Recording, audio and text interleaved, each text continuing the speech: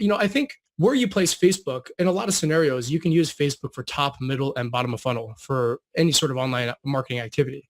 But when it comes down to at what sequence you use Facebook, Facebook is not the greatest at being top, middle, and bottom. Sometimes Facebook is better just for retargeting. Welcome to the My Future Business Show, where we get you in front of your best audience and keep you there. Not only are we interviewing the biggest names in business to help you become even more successful, we're inviting you to book your spot on the show to help you grow your business. So at the end of the call, make sure you fill in the interview application form at myfuturebusiness.com/interviews. Hi, I'm Rick Nuske and welcome back to the My Future Business Show. I always say that I'm the luckiest person in the world to speak with some very talented individuals, and with that in mind, I have Carroll on the line. How are you, Casey? I'm doing good, man. You are far too kind. Oh, look, absolutely. No, look, you're looking wonderful. It looks like you're an upbeat type of fella, and I'm really looking forward to this call today. I know that you're the founder of Actionad.Agency. Tell us a little bit about that. So Actionad.Agency focuses on results with several different niches, including, medical niches like dental and chiropractors, and even within chiropractors, spinal decompression, functional medicine, things of that nature. And then also I work with auto dealers, and we focus on strategic data-driven approaches, both with brand awareness and direct response advertising on the Facebook and Instagram advertising platform to create results for them. In a nutshell, the way that I focus on things, it's a little bit different than I think a lot of other advertising agencies, is that we focus more so on the profit outcome of what advertising creates. And so in the process, there's sometimes a lot more than just advertising that goes into it. And so I focus on all components of that entire holistic wheel. Yeah, that's a good service that you're offering. I often look at the Facebook environment and I think it looks simple enough, but there are obviously many different avenues and things you can do. In actual fact, I'm running some ads at the moment, and some are running very, very badly, even though they seem similar in many respects. Can you tell us some of the nuances that I guess people need to be aware of when we're dealing with this platform? Oh man, Richard, let me tell you that I could probably go all day long about the nuances. So what the funny thing is, you do start to learn new things, even on a daily basis. I mean, I've been every single day working in Ads Manager. I was working very deeply in Power Editor before it got integrated together, but there's so much hidden within the ads platform that the majority of us don't even understand or don't even realize is available to us. Yeah. So it can be something as simple as, custom audiences, for example, and how you can leverage custom audiences to then create a conversion campaign targeting data set that allows you to run a conversion campaign using Facebook's algorithmic, data targeting as your primary, method to find new people. So for example, what I mean by that is, and this is just one of the many nuances, yeah. I'll kind of go down this real quick, is with, conversion campaigns, it gives you the ability to say, hey, look, Facebook, I want you to find more people just like this specific event code that happened to a tag manager, or people who went to this specific thank you page. Let's say, for example, you're building a funnel and you want to get people that are a lot like the individuals that have already gone to that thank you page. Facebook analyzes over 17,000 different data sets on every single individual user on their platform. It includes IP addresses, the locations of those IP addresses, the pages that you like, the kind of images you spend time on, the dwell time on certain things. So there's so much nuance to the targeting specifically within Facebook that when you run something like a conversion campaign, it gives you the ability to tell Facebook, I want you to mathematically and algorithmically analyze all the people who went to that particular thank you page or went to that particular event code, whether that's a purchase or a event registration or a lead. And then I want you to find more people just like that. I'm going to leave my targeting wide open, and I'm just going to let you find more people like that. And so when you've got enough data that's fed to your Facebook pixel, mm-hmm. It gives you a lot of power for targeting that transcends and goes above and beyond what the majority of other types of traditional media can ever be able to offer.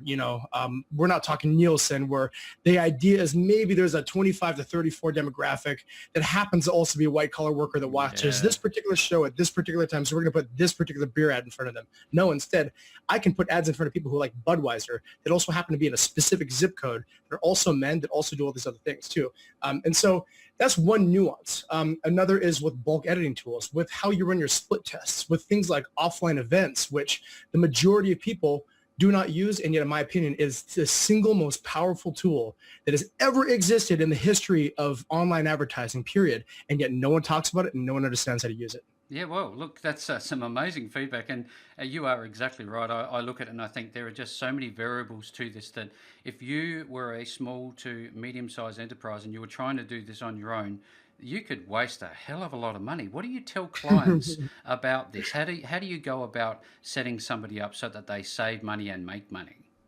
So the reality is, and I kind of mentioned this a little bit earlier, is that, creating ad campaigns that generate leads, that it almost to a certain extent nowadays, at least in a lot of markets, it's somewhat of a commodity, right? Mm. And so you have to find ways to differentiate yourself in relation to other people. So when it comes down to people who are saying, hey, I've spent all this money on advertising, look, I spend hours every single day, and I have been for the last 2.5 years.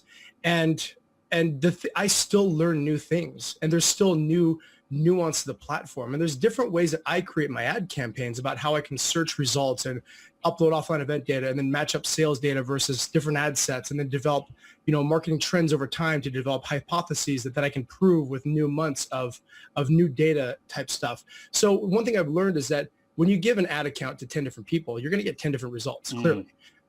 And of course, that's the very first cog in the wheel. I mean, you could generate 1 million leads for some clients, and they still won't be able to turn a profit because they can't sell. And there's a broken sales process, but that's beside the point. Yeah. When it comes down to the nuance of the platform, though, and also as it relates to wasting money, it's really hard to be able to talk about that because it's very almost subjective in some ways. So you've got some people who say, I'm the best I am a Facebook expert. Guru. And yet you don't know any better, and so you'll hire someone like that, and you'll be like, hey, this person seems like an expert. I'm getting results. And yet you wouldn't know that there's so much more that you're missing out on. And maybe that Facebook quote unquote expert is such an expert at Facebook that they're not focusing on your no call, no show rate is poor. Your schedule rate for your leads is poor. Your retention is poor. You have a very not very well-defined value ladder. So therefore, the average lifetime value for your customers is so low to the point where you can't spend enough to be able to justify spending as much as you need to be able to take market share from your competitors. So there's so much, the way that I look at things, I come from a marketing and sales background. Yeah. And so I've had a lot of experience outside of just Facebook that I'm able to leverage to bring, nuance to the table. So I'm not just a one-trick pony where I talk about Facebook as the end-all be-all to the solution to everything. Yeah. Not a silver bullet. It's part of how you generate that process. But to me, what I've learned is that it's part of it. You can find a lot of other quote-unquote Facebook experts that might have within a certain margin of cost per lead or cost per acquisition or whatever of maybe 5 to 10%. There's a lot of them out there that'll stay within that range. But the real value can be in finding someone who can help you increase your average cart size, increase the frequency, the number of repurchases every single year from 2.5 to 3.5, and how much of an impact it has on your ROI just with the existing ad spend type stuff. Strategists that allow you to look at your entire marketing system as more than just Facebook, but also will help you from the strategic perspective of understanding how you can leverage Facebook to reach those overcoming goals and outcomes. Yeah, I mean, you have to be dedicated. You have to be switched on to be able to do this properly. And I think to myself, everybody seems to be on this platform nowadays, Casey. Is it something that every type of niche can leverage for their business, be they a digital, online, or offline? No. In fact, yeah. And I will say that there are some platforms that are better than others, and it really depends. From my perspective, when you look at your marketing, you have to look at your marketing from a platform agnostic perspective. So what I mean by that, even though I have mastered Facebook and Instagram, I'll never say I'm an expert because I always feel like, even people who truly are experts at stuff, they don't really ever usually call themselves experts. That's like such a cliche, almost like overly used term, Yeah. And there's so many quote unquote experts. It's kind of like, how do you differentiate yourself? When I think on things like B2B, when you're looking at things from a top of funnel, middle of funnel, bottom of funnel kind of perspective for your marketing plan, Yep. Facebook may, for some B2B scenarios, may do better at retargeting more so than for engaging people at top of funnel to then go through that whole entire, marketing process to eventually get to bottom of funnel, then reach into conversions and such. So, I've ran a lot of different types of campaigns. Some are better than others. And then, when it comes to things that require some intent, let's say, for example, like with chiropractors, I've tried to create personal injury campaigns. And Facebook is an interruption advertising platform. So obviously, as you're scrolling through, or even Instagram, as you're scrolling through Facebook or Instagram, you're interrupted with ads. In that process, if let's say, for example, that you're trying to find people who may have recently been in a car accident for PI doctors. Now, when it comes down to that targeting on Facebook, you can target things like accident. It's illegal in most states to what's called ambulance chase. So you can't just upload accident data from the police database, upload as a custom audience on Facebook, and then run ads to those people. That's illegal in many states. Yeah. And so because of that, with the targeting that you have, it is somewhat limited in scope compared to a lot of that sort of stuff that doesn't require an event to have happened. Or, so in the scenario of an accident, you can't, if I was to type in, accident, car accident, whiplash, all those kind of, interests that I would usually target to try to find something like that, you're going to find people who may have been in an accident 2 years ago, 3 years ago. Yeah. It doesn't mean that they were recently in an accident. And so that timing perspective is kind of an important factor in something, even as simple as a chiropractic campaign for PI patients. So, how you would go about doing that would be something like Google AdWords, or YouTube, and driving them to some sort of a funnel that takes them away. Like, hey, recently been in an accident? Of course, if you've recently been in an accident, you're going to click on that ad. You're going to go to that funnel. Mm-hmm. And so what I can do is I can put my Facebook pixel on that same landing page. You would also have your Google retargeting pixel on. And what I can do is you'll retarget those audiences who never got to the Google conversion pixel and put, retargeting ads on Facebook, because we already know we've constrained that audience. And we know that those people who are seeing those ads have already been in an accident. And we know that they're going to be a likely target that are going to want to, go down that path. So, I think where you place Facebook, in a lot of scenarios, you can use Facebook for top, middle, and bottom of funnel for any sort of online marketing activity. But when it comes down to at what sequence you use Facebook, mm-hmm. I don't, Facebook is not the greatest at being top, middle, and bottom. Sometimes Facebook is better just for retargeting. And so in those scenarios, you can leverage the right platform based on what you're actually trying to accomplish, rather than some Facebook quote unquote expert guru trying to sell you Facebook as a sun, moon, and the stars. It's not really meant to be everything, but it can be incredibly lucrative. And it really depends on how you look at it. It seems like a combination platform, doesn't it? Like you were just talking about before, you've mentioned Google and, the different levels of the funnel. And, it can be obviously quite complex. Now, I'd love to just talk a little bit about what you think is upcoming for Facebook, because recently, what have we had? We had the marketplace that's been introduced. And when it first came out, Casey, it had no ads. Then all of a sudden you're scrolling through and bang, there's ads everywhere. So it's a revenue generator, obviously, for Facebook, and they're doing it everywhere. They're obviously now doing it with the Facebook videos. What do you think is next for that platform? Facebook acquires a lot of companies like Instagram and like WhatsApp, and they keep building new products, because the products, anyone who uses Facebook, you and me as a consumer, we are the product. And when you think about it, it's advertisers that are the actual customers. It's not the people. So when you create a free platform like this, you have to understand that, there is so much information, even if you have a Gmail account or whatever, all these free services that we use are going to potentially be used against us, not necessarily against us, but it's going to be used to serve better ads to us that are more relevant based on 17,000 data points, right? So when you look at WhatsApp, WhatsApp got acquired by Facebook a couple of years ago. It appears that WhatsApp is going to also most likely, now that the founders of WhatsApp have kind of gotten disenfranchised, of course, like Instagram, also the founders of Instagram that got acquired by Facebook, massive disagreement with Mark Zuckerberg. They ended up leaving. And so now Mark can kind of maybe run Instagram the way that he wants to. Yeah. But there's no secret that there's a finite amount of advertising space that you can put in just the Facebook feed itself before you start to deal with a lot of either fatigue-related issues, or you start to have a very poor user experience to the point where you're going to spend less and less time on the platform, and that does nobody any good, of course. So Facebook's very cognizant of not overwhelming you with too many ads in one area. So that's why you're starting to see, ads in Messenger. That's why you're starting to see ads, actually ads in Facebook groups pretty soon are going to be available. I'm not sure if it's only the group owners that can run those ads, or if it's kind of like, hey, I've got a competing product and I want to put it in this person's group and try to capture that audience. Or whatever. And I don't know if they're going to put constraints on whether that group's private, public, or secret or whatever, but group ads are starting to come down the pipeline. Also, another thing that's going to be launching by around September, I think, of this year is going to be campaign budget optimization. So right now, whenever you create a Facebook ad, for the most part, the campaign is set either from the campaign level, or it can be set from the budget or from the ad set level. And right now you can give, $5 a day to certain ad sets, or $10 a day to this ad set. You can shut off this ad set, turn this one on, or whatever. And the algorithm, allows you to be able to more or less create arbitrage between what the cost is on that particular ad set to that particular audience, et cetera. But what Facebook's going to do with campaign budget optimization, it's going to force you to have to go directly to budgeting everything from the campaign level. And then Facebook uses their algorithms to determine which ads it's going to be putting money towards. A lot of people, like myself included, are a little concerned about what that's going to look like, because a lot of us are used to budgeting from the ad set level. So we might test more ad sets and put specific budgets towards certain ad sets to ensure that they get delivery, because we know that that's a very, very profitable ad set for us. And now when you take that control away to the point where Facebook can then make that decision for us, and give us some, safeguards, including, we can just set a minimum budget, for example, for some of the ad sets, so they have to spend because we know that's going to do really well.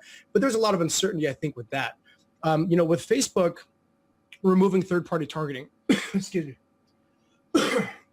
With Facebook removing third-party targeting, a couple months ago, due to the Cambridge Analytica scandal, that did kind of cause, I think, a lot of issues for a lot of advertisers like myself, who were using third-party data targeting to enrich an event code or a thank you page algorithm, targeting kind of scenario, and yet what I've also found is that in the process, I still was able to find those audiences, and the cost per lead was still relatively low anyways, just basically because, in my opinion, Facebook had used a lot of the third-party data targeting. So, what Facebook used to do is they used to actually buy credit card data from Experian, Equifax.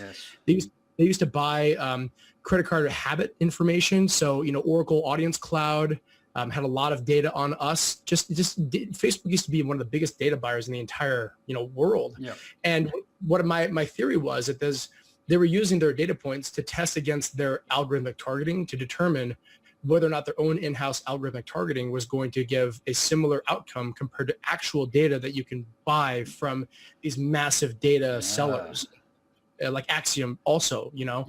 And so when they took those data targeting away, I did not see a greatly diminished return on advertising. In fact, if anything, the cost per lead still stayed very relatively consistent, even though I wasn't using third-party data targeting anymore. So it's really hard to tell. I mean, Facebook is always going to constantly, in my opinion, be buying if as long as they're not dodging political fallout left and right. Facebook is still going to be continuously looking at finding new ways to serve relevant ads to new people, including a lot of the other properties that maybe they haven't put ads on before, like WhatsApp, and also expanding and creating new services like Facebook groups didn't even exist a couple of years ago. Facebook Messenger was required to be used directly within Facebook versus as a standalone platform, and so I think over time, Facebook is always going to be very cognizant of not making the user experience poor. Yeah. But what they will do is they'll find new creative ways to integrate paid advertising just because of the finite fixed space that we have already with the existing Facebook services and properties. So I predict that within the next year, Facebook will probably launch a couple new services that will be awesome. They're always constantly looking for new services they can possibly be able to integrate ads into, like Messenger, like groups and Marketplace. So that's most likely what's going to happen. It's amazing that your level of knowledge and your insight. Thank you so much for sharing it with us. It's really quite valuable for the My Future Business audience who are right into this. Now, I'd love to just quickly touch on GDPR and what do you think of the impacts of that in terms of our global relationship with Facebook? So GDPR is something that really doesn't affect anyone that advertises in the United States. Yep. I'm not sure exactly where your audience is located, but for all my customers, they're all within the United States. So we don't really deal with GDPR. Now, if someone was to accidentally hop onto one of our landing pages or our ads in another country, for example, that accidental transaction doesn't really fall under the general data GDPR, general data acquisition privacy rules. Privacy rules. There we go. Yeah. And so it includes things like, obviously, letting them know that in order to use the website, they're going to be tracking cookies with how you protect information, the kind of information you ask for. So I haven't really seen a whole lot of, backlash with GDPR. I've seen for the most part, at least in the United States, and even for some of my colleagues who do work with clients over, in Europe and such as well, Hmm. I haven't heard anyone really mention anything scary about GDPR. So I think it was this big, hairy beast that everyone had to prepare for because of the potential negative repercussions and consequences. But I also think that it's kind of like Y2K. Like everyone thought that the world was going to end once we hit 2000 just because some code got messed up and Uh-huh. how you dictate dates and stuff. Yep. And yet nothing happened. Nothing And I think it's kind of the same thing with GDPR. I think the people who were the most potentially impacted by GDPR were already prepared for it. Yep. So when it actually did happen, it wasn't like the sky was falling. Everyone already knew what they needed to do. Yep. And to protect their own business for purely self-preservation purposes alone, I think most of the European, clients who were impacted by GDPR were probably, for the most part, prepared of the potential, repercussions and put measures in place to protect that. Yeah, the only thing I'm seeing as a result is a lot more, pop-up policy.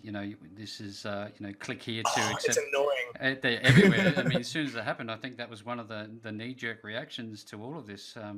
Yeah, Making people who are responsible available and all these other things. But thank you so much for sharing that. Now, I'd sure. love to talk about Agency and the Sure. process that you take people through when they come to your website. Yeah. So, what's interesting is for the most part, I usually will pick my clients versus the other way around. Right. So what I mean by that is I proactively go after individual types of clients that I'm looking for. And so the website itself, I'll be brutally honest. I mean, I don't necessarily get a whole lot of my client traffic from the website. Right. Either I'll create purpose-driven funnels, which usually you won't see for purpose, obviously, because you can get lost if I decided to host that on my main web domain and such. So the website, I have some information on there, but it's really meant to be more just, hey, everyone has a website, I exist. Business For card. me, I usually use specific funnels and such for attracting the right kinds of clients that I'm looking for. But what I've learned after working with dentists, I've actually worked in a lot of different niches, more so than just chiropractors and dentists and even auto dealers. Like I've done roofing campaigns, I've worked in mortgage, I've done gyms, haven't really done a whole lot with restaurants, I've done med spas. I've tested a lot of stuff, and so and I got a good knack, because of my sales background, of what probably will do a very good job at getting people in. But whenever I have a new client that is either interested in talking to me or is interested in working with me, the first call is always, it's not really meant to be a sales call. So the first call is meant to be kind of seeing if we're a good fit for each other, because Yep. I can tell you that from a client's perspective, hiring the wrong advertising agency can take a lot of time, energy, and money out of you as a client for the next 3 to 4 to 5 months. Yep.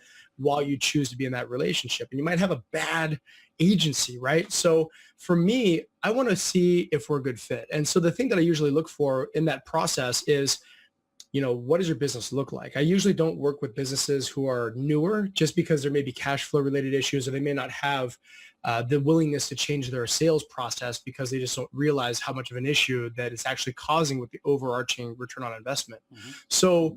So I look for businesses that are a little bit more, have been around for a while. Maybe they've reached a plateau and there's a goal that they're trying to hit that they've been struggling to hit with their existing marketing process. So if I get a client that's like, look, I've got a goal, I'm probably going to hit that goal anyways. Why would you need me? What am I going to do for you? That you can't do on your own. And if it's a client that that may already have a very great sales process, I can tell you that in my experience, tiny little things really do make all the difference. And it's schedule rates. It's with, even you could have the best, closing rate as a chiropractor with cold traffic versus referrals.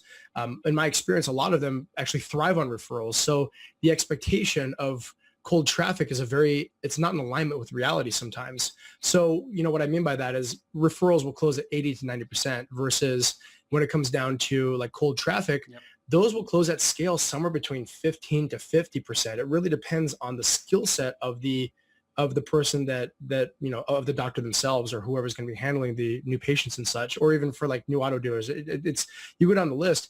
There can sometimes be a scenario if they're not used to dealing with a lot of new traffic of any sort, suddenly no call, no shows start to rise because the existing schedule just completely gets packed up and they're just not used to, oh my goodness, I'm like drinking from a fire hose. My hair is on fire. This is awesome and terrifying at the same time. Like you're solving problems and creating new ones for me at the same time, So So you got to kind of find those right kind of clients. And in my process, I ask a bunch of questions. I kind of see if we're a good fit for each other. I want to see that, look, and I set the expectation, in the first couple months, if you are a client that has not been used to dealing with a lot of new patient volume or a lot of new business volume of any way, shape, or form, the first thing you need to do is know that it's going to suck probably for the first couple months. And I set that expectation because, look, if you are a practice that's been around for 10, 20 years, or if you're an auto dealer that's been around for 10, 20 years, even, whatever the case, if you've been around for that long, you're used to doing business a certain way. So if you suddenly get a massive influx of new volume, it can cause a lot of problems. And so the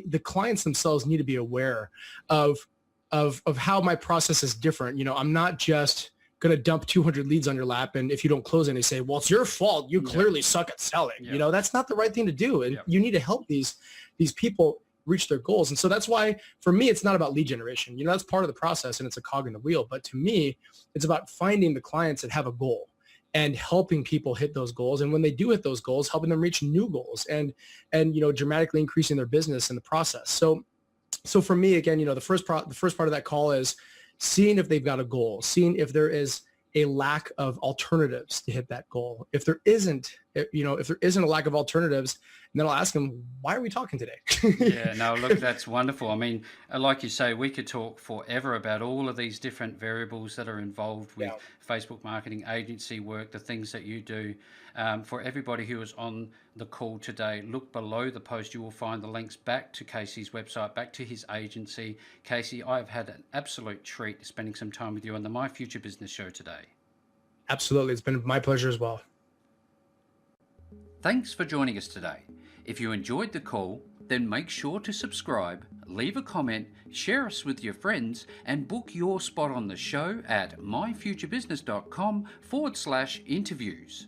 And if you're looking for solutions that will help grow your business, then visit myfuturebusiness.com/shop.